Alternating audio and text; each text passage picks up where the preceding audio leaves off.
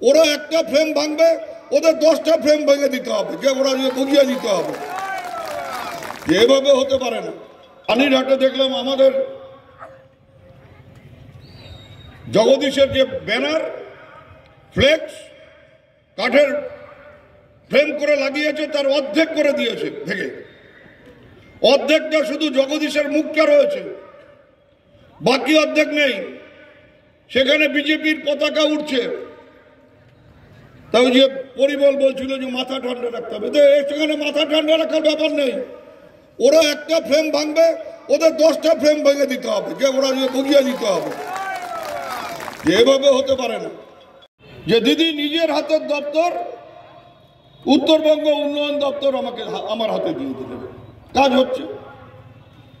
দিনাটা 2 নম্বর block সহ সারা জেলায় গত 1.5 বছরে আমি মন্ত্রী হওয়ার পরে যত টাকার কাজ হয়েছে বা শুরু হয়েছে, অতীতে কোনোদিনও এত টাকার কাজ কুচবিহার জেলায় কোথাও কখনো হয়েছে বলে আমার জানা নেই।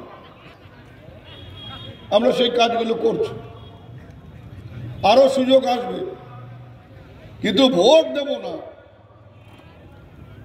আমার প্রার্থী জিতবে না।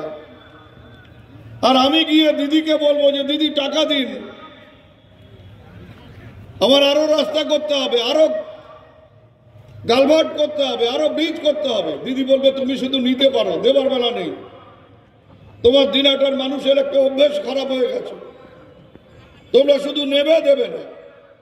তাই যে নেওয়া দেওয়া, এটাকে যদি বজায় রাখতে হয়, বিপুল ভোটে জগদীশকে জেতাবেন। আমি কথা দিচ্ছি আগামী 2 বছরের মধ্যে জেলা সহ দিনাটার চেহারা বদল করে দেব।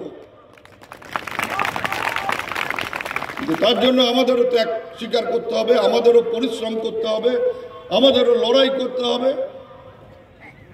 আমি আস্তে আস্তে দেখছিলাম এবং বিষ্ণুকে খানিকটা বকা দিলাম। বিষ্ণু মানে আমাদের খেরবাড়ি হাটের সভাপতি। রানীরহাটে দেখলাম আমাদের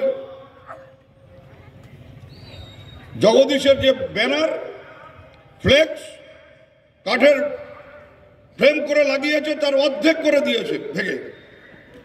অর্ধেকটা শুধু জগদীশের মুখটা রয়েছে, বাকি অর্ধেক নেই। সেখানে বিজেপির পতাকা উঠছে।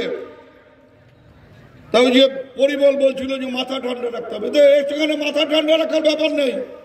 ওরা একটা ফ্রেম ভাঙবে, ওদের 10টা ফ্রেম ভেঙে দিতে হবে, যে ওরা বুঝিয়ে দিতে হবে। এভাবে হতে পারে না।